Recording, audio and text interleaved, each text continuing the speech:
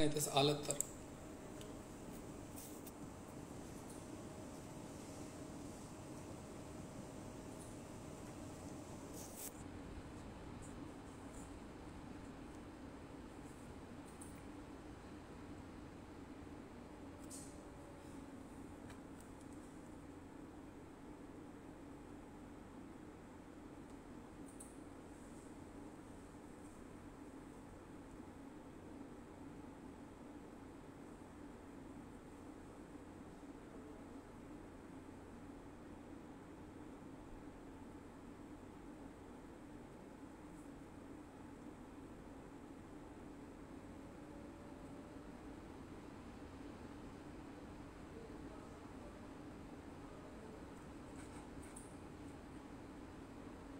नमस्कार सगळ्यांना.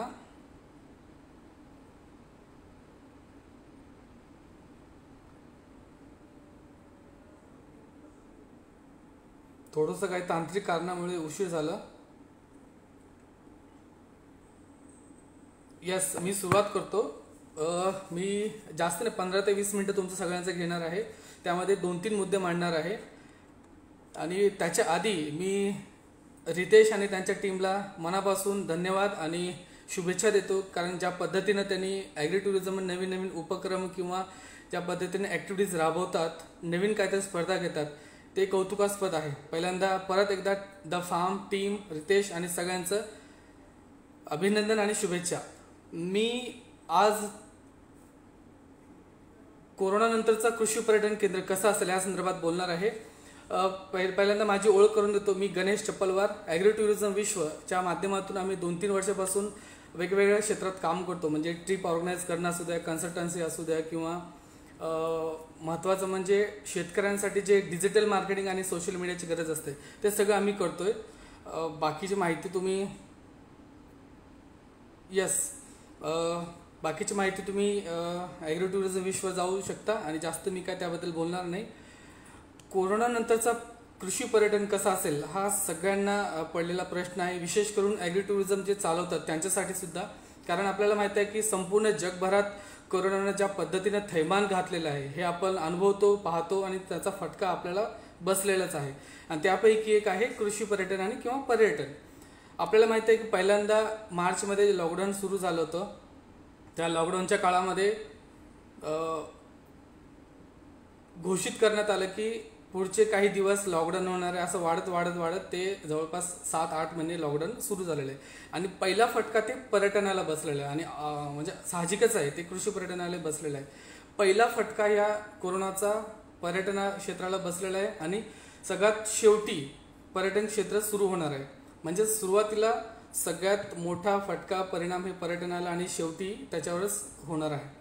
तर कोरोनानंतर आणि कृषी पर्यटन करत असताना अनेक लोकांचा प्रश्न असतो की मला फोन येतात की सर काळजी कशी घेतली पाहिजे. या संदर्भात जागतिक पर्यटन संस्था जे की WTO यांनी काही नियमावली काढलेली आहे. ही नियमावली कोणासाठी आहे, काही आकडेवारी दिलेल्या आहेत. हे नियमावली आकडेवारी जे पर्यटन क्षेत्रात काम करतात किंवा जे आदरातिथ्यामध्ये काम करतात, ट्रॅव्हल्स आणि टूर एजन्सीमध्ये काम करतात, जे टुरिझम संदर्भात वर्कशॉप घेतात, कार्यशाळा घेतात, बैठका घेतात किंवा वेगवेगळे परिषदे घेतात, ह्या सगळ्यांसाठी आहे. ह्याचा अभ्यास करून मी कृषी पर्यटनासाठी काय काय नियमावली गरजेचं आहे आणि थोडक्यात आकडेवारी पण WTOने काय सांगितलं आहे मी थोडक्यात तुम्हाला सांगणार आहे. हा जो वर्ष आहे 2020 म्हणजे 2020 हा वर्ष WTOने पर्यटनाच्या माध्यमातून ग्रामीण विकास हा एक टॅगलाईन त्यांनी घोषित केलेला आहे. दरवर्षी WTO म्हणजे जागतिक पर्यटन संस्था एक वाक्याला घेऊन, एक बोधवाक्याला घेऊन त्यांनी काम करतात. हा वर्ष असा आहे की पर्यटनाच्या माध्यमातून ग्रामीण विकास कसा करता येईल या संदर्भात हा आजचा WTOचा वर्षाचा थोडक्यात त्यांचं एक घोषवाक्य आहे. जर आकडेवारी बघितलं तर आपण जवळपास 85 ते 110 कोटी आंतरराष्ट्रीय पर्यटन कमी होण्याची शक्यता आहे असं WTOने म्हटलेलं आहे. म्हणजे याचा फटका 100% पर्यटनाला बसणार आहे आणि जेवढे काय पर्यटनाचे प्रकार आहेत त्या सगळ्यांना बसणार आहे. हा जो 2020 हा वर्ष आहे जानेवारी, फेब्रुवारी, मार्च या 3 वर्षामध्ये जवळपास 22% फटका बसण्याची शक्यता असल्याचंही WTOने म्हटलेलं आहे. आणि शेवटपर्यंत म्हणजे आता हा नोव्हेंबर महिना चालू आहे, नोव्हेंबर आणि डिसेंबर म्हणजे थोडक्यात या वर्षीच्या शेवटपर्यंत 60 ते 80% फटका पर्यटन क्षेत्राला बसण्याची शक्यता असल्याचंही त्यांनी आकडेवारी जाहीर केलेली आहे. त्याचबरोबर आपल्याला माहिती आहे की आपल्या भारतासह जगभरात नोकऱ्यांचा समस्या आहे, रोजगाराची समस्या आहे. या पर्यटनाच्या क्षेत्रामध्ये जवळपास 125 नोकऱ्या हे गेलेल्या आहेत, विचार करा. आणि 1 ते 1.25 कोटी नोकऱ्या आजही धोक्यात आहेत. म्हणजे काय, हे आज नव्हते ते जाणार आहेत. अनेक कारण आहेत त्याला. आणि जवळपास कोट्यवधी लोक बेरोजगार झालेले आहेत. आणि जर पर्यटनाचा फटका जर आपण विचार केलो तर सगळ्यात जास्त फटका आशिया म्हणजे आपला आशिया खंड, त्यानंतर युरोपियन देशांना, त्यानंतर अमेरिका, असे जे 3 खंड आहेत, या 3 खंडांना सगळ्यात जास्त फटका पर्यटनाचा बसलेला आहे. कारण आपल्याला माहित आहे की आशियामध्ये आपला देश आहे, चीन आहे, मोठा देश आहे, भूप्रदेश आहे. त्याचबरोबर इकडे जे येणारे लोक आहेत हे युरोपियन लोक आहेत. आपल्याला माहित आहे की युरोपियन लोक मोठ्या प्रमाणात ते पर्यटन करतात. त्यानंतर अमेरिकेचे लोक आहेत. तर सगळ्यात जास्त फटका या पर्यटनाला आशिया, युरोपियन आणि अमेरिकन देशाला बसलेला आहे. आणि आपण सगळ्यांनी आशा करूया, अपेक्षा करूया की या डिसेंबर, दिवाळीनंतर किंवा डिसेंबर नंतर नवीन वर्षाला एक नवीन उत्साह, नवीन जोशाने आपण सगळ्यांनी सुरुवात करू.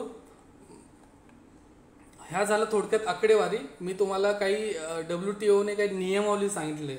नियमावली काय आहे की कृषी पर्यटन केंद्र चालू करत असताना कशा पद्धतीने आपण काम केलं पाहिजे, कशा पद्धतीने काळजी घेतली पाहिजे, दक्षता घेतली पाहिजे, अशा संदर्भात काही नियमावली मी तुम्हाला सांगतो.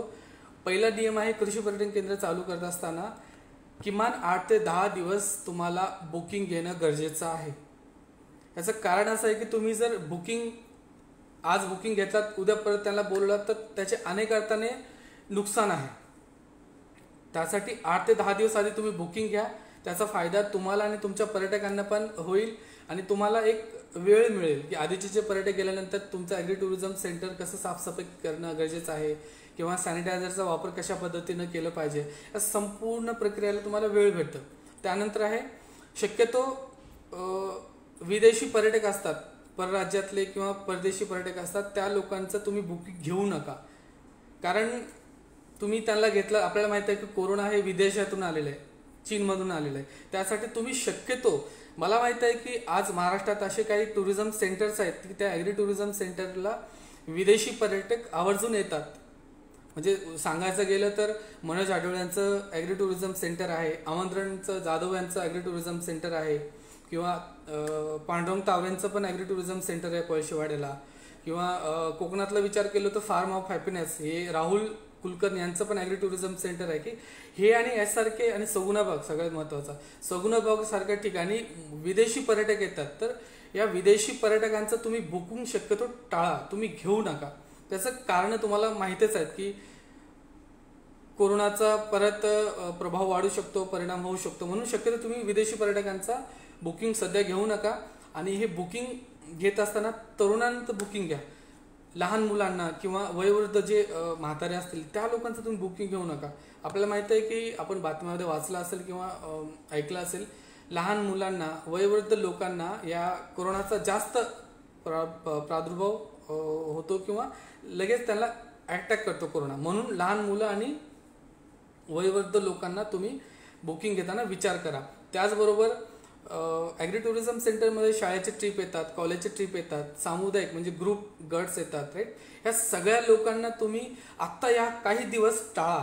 याचं कारण असं आहे की तुम्ही सामुदायिक लोकांना बोलवलं तर त्याचा तुम्हाला फटका बसू शकतो. त्यासाठी तुम्ही मोठे मोठे जे कॉर्पोरेट ग्रुप्स आहेत किंवा शाळा महाविद्यालय आहेत किंवा सोसायटी ग्रुप्स आहेत, फ्रेंड सर्कल आहेत, या सगळ्यांना तुम्ही आता बुकिंग देऊ नका आणि काळजी घ्या. आत्ता तुम्ही सध्या काही महिने, किमान हा वर्ष जाऊ द्या, नवीन जानेवारी वर्षी तुम्ही करू शकता बुकिंग त्यांचे. आणि शक्यतो जसं की WTOने आपल्याला म्हटलेलं आहे की 1 दिवसीय पर्यटनाला प्राधान्य द्या. 1 दिवसीय पर्यटन, त्याचबरोबर स्थानिक पर्यटनाला आणि छोटे छोटे ग्रुप असतील त्यांना प्राधान्य द्या. आपल्याला माहिती आहे की WTOने म्हटलेलं आहे की पर्यटनाच्या माध्यमातून ग्रामीण विकास. तर हा एक महत्त्वाचा सल्ला आहे, त्यांचं एक वाक्य आहे की आपण जास्तीत जास्त स्थानिक पर्यटनाला स्थानिक रोजगार आपण देऊ शकतो या कृषी पर्यटनाच्या माध्यमातून. कारण काय की मी पुण्यात राहतो, कोणी नाशिकला राहतात, कोणी नगरला किंवा कोणी ठाण्याला राहतात. तर हे सगळे लोक काय करतात की आजूबाजूच्या टुरिझम सेंटरला जातात. काही लोक लांब लांब जातात, 100-200 किलोमीटर प्रवास करून. तर ह्या लोकांना तुम्ही शक्यतो प्रवास म्हणजे स्थानिक लोकांना, पर्यटकांना प्राधान्य द्या आणि ह्या पर्यटकांना तुम्ही शक्यतो टाळा. आणि जर तुम्हाला जर टुरिझम सेंटर चालू करायचं आहे किंवा साहजिकच याचा फटका सगळ्यांना बसलेला आहे, तर किमान 1 दिवसाचं पॅकेज बनवा. फक्त 1 दिवस, सकाळी या, संध्याकाळी परत तुम्ही जा. कारण कोरोना आहे हे सगळ्यांना माहिती आहे आणि हे सगळ्यांनी आपण पण काळजी घेतली पाहिजे ॲग्री टुरिझम सेंटर चालवत असताना, आणि पर्यटकांनी पण घेतली पाहिजे. आणि शक्य तुम्ही म्हटल्यासारखं स्थानिक लोकांना पर्यटनामध्ये सामावून घ्या आणि जिल्हांतर्गत पर्यटकांना प्राधान्य द्या. कारण की आपल्याला माहिती आहे की तुमचा टुरिझम सेंटर समजा नागपूरच्या एका ठिकाणी आहे, पण तुम्ही अपेक्षा करता माझ्याकडे पुणे, मुंबई, नाशिक, औरंगाबाद किंवा ठाणे, कोल्हापूरचे लोक आले पाहिजे. हा एक चांगली संधी आहे. तुमचा ॲग्री टुरिझम सेंटर तुमच्या जिल्ह्यापुरता, तुमचा तालुकापुरता जास्तीत जास्त प्रचार आणि प्रसार करण्याचा हा उत्तम मार्ग आहे. म्हणजे काय की थोडक्यात तुम्ही सगळ्यांना बोलवा, स्थानिक पर्यटनाला प्राधान्य द्या. आणि तुम्ही हे सगळं करत असताना ॲग्री टुरिझम सेंटर, काही टुरिझम सेंटर 5 एकराचे आहेत, काही 50 एकराचे आहेत, काही 2 एकराचे आहेत. तर हे सगळं मोठे मोठे ॲग्री टुरिझम सेंटरवाल्यांना एक सांगणं आहे की शक्यतो तुम्ही जे ॲक्टिव्हिटीज शेतामध्ये घेता, ॲग्री टुरिझममध्ये घेता, ते आता सध्या टाळा. ॲक्टिव्हिटीज म्हणजे उपक्रम, म्हणजे थोडक्यात काय, लोक एकत्र आले, लोकांचा स्पर्श झाला, लोकांचं एकंदरीत बोलणं आलं, हे सगळ्या गोष्टी तुम्ही टाळू शकता. म्हणजे ग्रुप ॲक्टिव्हिटीज तुम्ही शक्यतो टाळा या काळामध्ये, किमान 2-3 वर्ष, सॉरी माफ करा, 2-3 महिने. आणि मी म्हटल्यासारखं की तुम्ही बुकिंग घेत असताना सगळ्यात महत्त्वाचं आहे, तुम्ही 100% तुमच्याकडे जर कोणी बुकिंगसाठी फोन करत असेल, तुम्ही त्याला आवर्जून काळजीपोटी विचारा की सर तुमचं आरोग्याच्या दृष्टीने तुमच्याकडे जे काही प्रश्न असतील तुम्ही त्याला विचारा. सर तुम्हाला कोरोना झाला का, नसेल तर मग तुम्ही चाचणी करून घेतलात का, किंवा तुमच्या घरात झालात का, तुम्ही येता, आम्ही तुमचं स्वागत करू. पण तुमच्या चुकीमुळे किंवा आमच्या चुकीमुळे किंवा आपल्या सगळ्यांच्या म्हणजे कृषी पर्यटनाच्या माध्यमातून कोरोनाचा प्रादुर्भाव वाढू नये, फैलू नये, म्हणून आपण काळजी घेऊ शकता. म्हणून बुकिंग घेताना आरोग्याच्या दृष्टीने जे काही तुम्ही कृषी पर्यटन संचालक म्हणून काळजी घेताल ते सगळे तुम्ही घ्या. आणि हे करत असताना सर्व प्रकारचे आर्थिक व्यवहार जे आहेत, ॲग्री टुरिझममध्ये आर्थिक व्यवहार जे असतील ते तुम्ही डिजिटल स्वरूपात करा. कारण की डिजिटल स्वरूप हे खूप महत्त्वाचं आहे.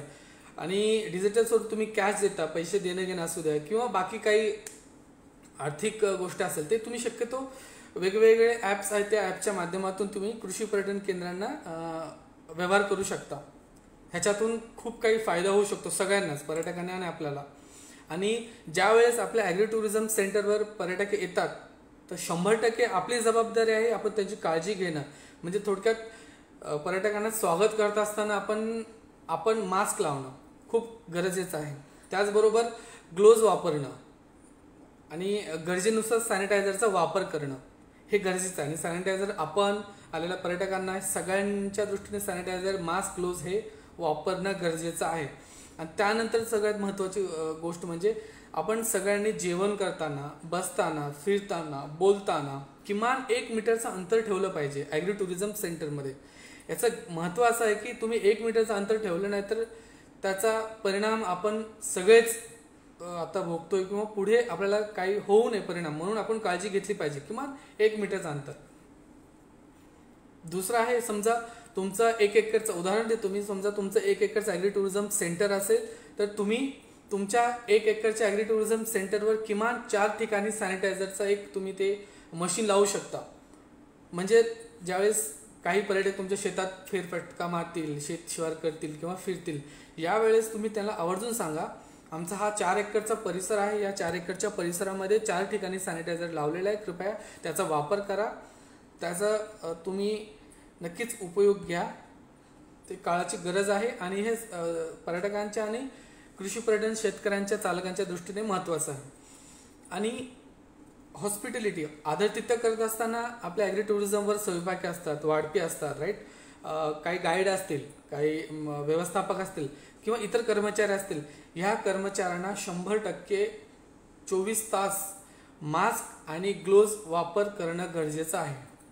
कारण एक वाढपी असतो तो 10 पर्यटकांना जेवण देतो, एक वाढपी असतो तो 10 पर्यटकांना बोलतो, किंवा त्याचं ते एक गाईड असतं तो कित्येक लोकांना बोलतो. तर तुम्ही शक्यतो ग्लोव्ज आणि मास्क आपली जबाबदार म्हणून आपण कृषी पर्यटन केंद्रातले जेवढे काही कर्मचारी असतील, अगदी मालकासह गरज पडली तर तुम्ही पर्यटकांनाही त्या मास्कचा आणि ग्लोव्जचा वापर करण्यासाठी सांगू शकता. आणि सगळ्यात महत्त्वाचे, ज्यावेळेस पर्यटक येतात तुमच्या ॲग्री टुरिझम सेंटरला, तर ते आल्यानंतर त्यांचं तापमापनाचं यंत्रणा तुम्ही त्यांचं ते काय म्हणतात टेम्परेचर तुम्ही बघू शकता. त्या टेम्परेचरमुळे तुम्हाला लक्षात येईल की बाबा पर्यटकांना आपण घेऊ शकतो का नाही, हे खूप गरजेचं आहे. आणि गरज पडली तर ज्यावेळेस पर्यटक येतात त्यांचं वाहन जे असतील सगळे वाहन तुम्ही सॅनिटायझर करू शकता, गरज पडली बरं का. हा खूप खर्चिक आणि थोडासा लेंदी प्रोसिजर आहे.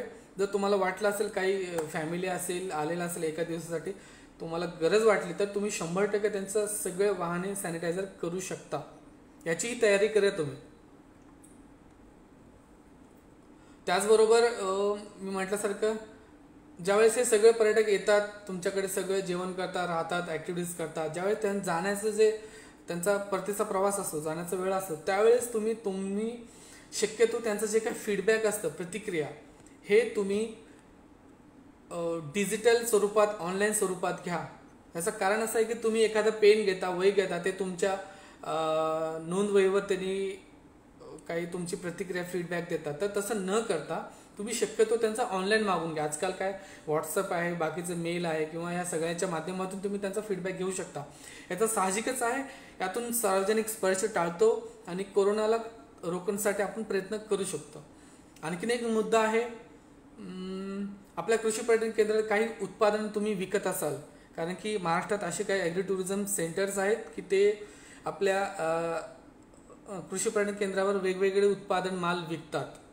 भाजीपाला असू दे, कडधान्य असू द्या, किंवा बाकीचे जे पापड असतील, किंवा महिला बचत गटाचे असतील, ह्या सगळ्या जे वस्तू असतील ना, हे शक्यतो तुम्ही विकताना काळजी घ्या आवर्जून.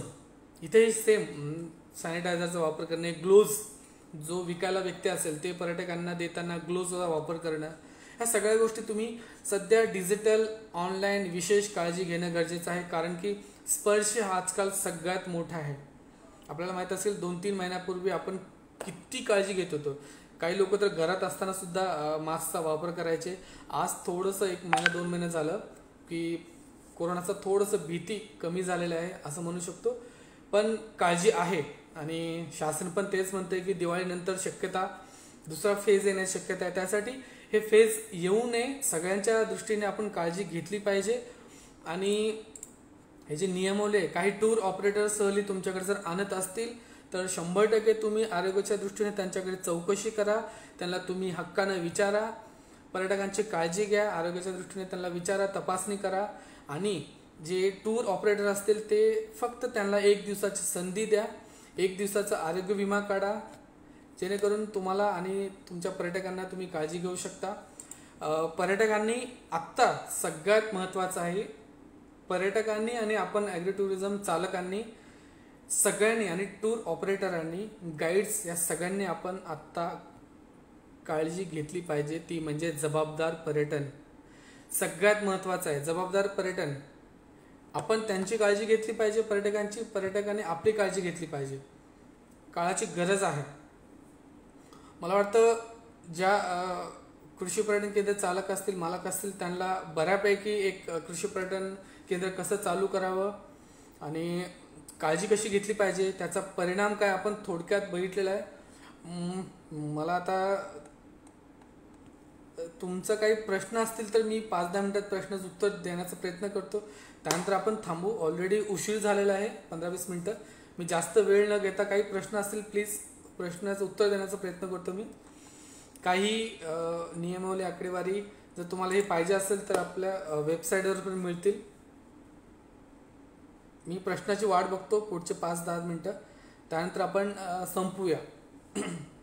आणि साहजिकच आहे, आपण ॲग्री टुरिझम सेंटर चालत असताना आपला आपल्याला एक भीती असते की नेहमी शेतकरी संकटात असतो किंवा शेतकऱ्यांचा असा काय त्रास होतो. मला एवढा विश्वास आहे की शेतकऱ्यांनी आजपर्यंत मोठ्या मोठ्या संकटांना सामोरं गेलेलं आहे. हाही संकट जातील आणि जाणार आहे, जायला आता लागले हा संकट. आपण जास्त न डगमगता, न जास्त विचार करता परत जैसे थे या अवस्थेमध्ये येऊ. मी रितेश जर बघत असेल तर मी रिक्वेस्ट करतो, काय प्रश्न असेल तर मला कळवा. थोडक्यात मी WTOने काय म्हटलेलं आहे, काय आकडेवारी दिलेलं आहे किंवा नियमावली ते संपूर्ण जगभरातील पर्यटन आणि पर्यटन क्षेत्राला दिलेलं आहे, त्या संदर्भात काही त्याचा अभ्यास करून त्याचं काही महत्त्वाचे मुद्दे आपल्या कृषी पर्यटन केंद्र चालवणाऱ्यांसाठी सांगितलेलं आहे. काही प्रश्न असतील, नसेल तर मी फिनिश करतो. चालेल, मला कळवा तसं.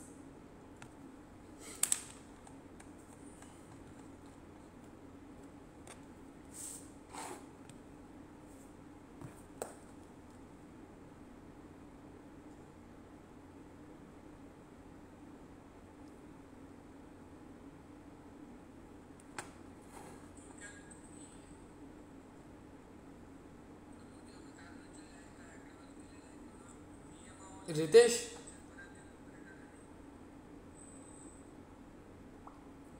मला पुढचं काय करायचं कळवा. मी फिनिश करू, थांबू फेसबुक लाईव्ह.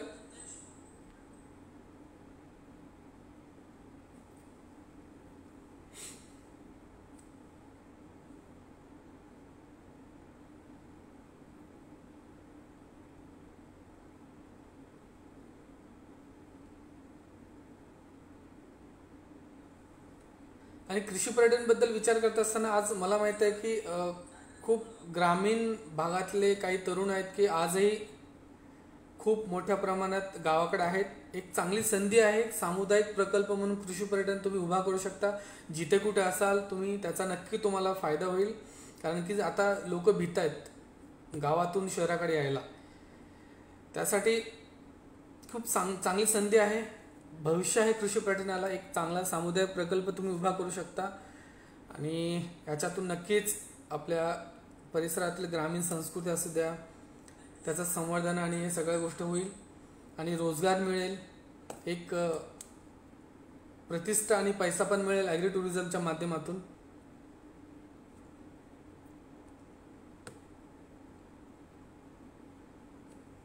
यस, मला वाटतं कोणाचे काही प्रश्न नाहीत. मी थांबतो. परत एकदा टीम द फार्म आणि रितेश या सगळ्यांचं अभिनंदन आणि धन्यवाद देतो. त्यांनी मला संधी दिली आणि तुम्ही जे काम करता ते ग्रेट. म्हणजे नवीन नवीन काहीतरी इनोव्हेटिव्ह आयडिया आणणं, शेतकऱ्यांसाठी काय करणं, खूप खूप चांगली गोष्ट आहे. सगळ्यांना धन्यवाद.